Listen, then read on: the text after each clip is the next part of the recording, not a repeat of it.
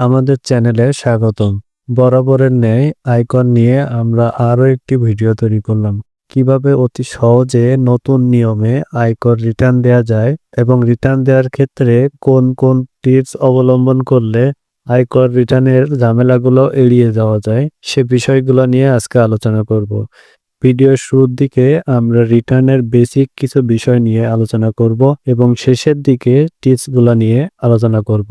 যে টিপসগুলা আপনি অনুসরণ করলে আয়করের অনাকাঙ্ক্ষিত ঝামেলা থেকে মুক্ত থাকতে পারবেন। তাহলে চলুন শুরু করা যাক।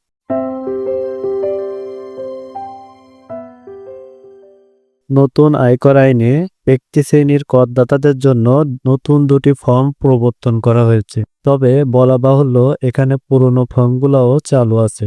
এক্ষেত্রে পুরনো ফর্মের ধারাগুলো নতুন আইনের ধারা অনুযায়ী আপডেট করতে হবে।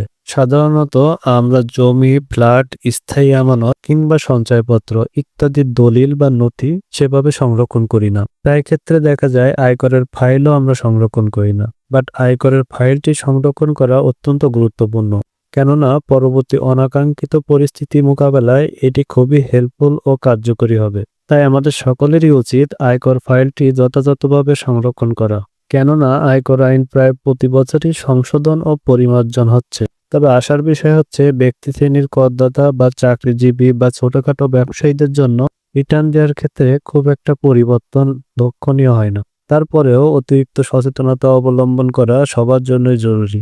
এবছর আয়কর আইনে করমুক্ত আয়সীমা ব্যক্তি শ্রেণীর পুরুষের ক্ষেত্রে 3,50,000 টাকা এবং নারী বা 65 বছরের অধিক পুরুষ করদাতার ক্ষেত্রে 4 লাখ টাকা নির্ধারণ করা হয়েছে।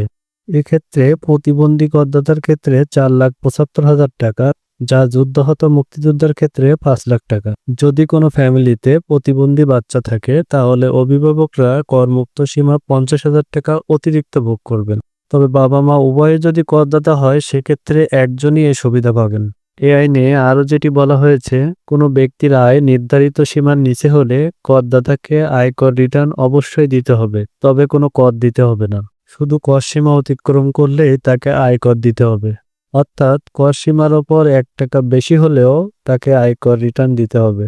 আয়কর রিটার্নের বর্তমান হার দেখতে গেলে দেখা যায়, প্রথম 3,50,000 টাকা পর্যন্ত মোট আয়ের ওপর আয়কর 0, পরবর্তী 1 লাখ টাকা পর্যন্ত মোট আয়ের ওপর 5%, পরবর্তী 4 লাখ টাকা পর্যন্ত মোট আয়ের ওপর 10%, পরবর্তী 5 লাখ টাকা পর্যন্ত মোট আয়ের ওপর 15%, পরবর্তী 5 লাখ টাকা পর্যন্ত মোট আয়ের ওপর 20% এবং অবশিষ্ট আয়ের ওপর 25%।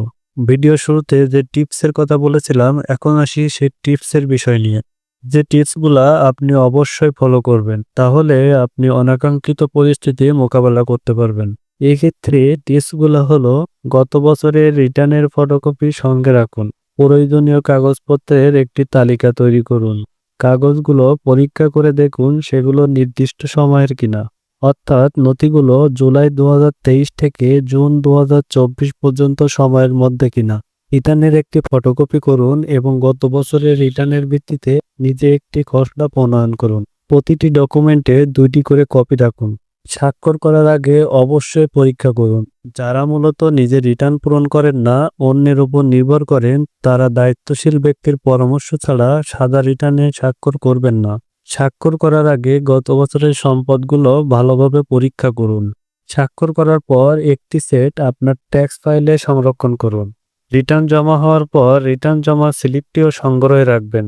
আর এই 11টি টিপস যদি আপনি অনুসরণ করেন, তাহলে নির্দ্বিধায় নির্ভেজালভাবে আপনার রিটার্নটি আপনি দিতে পারবেন।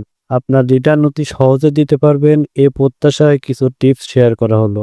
আশা করি ভিডিওটি আপনার জন্য খুবই ইনফরমেটিভ হয়েছে।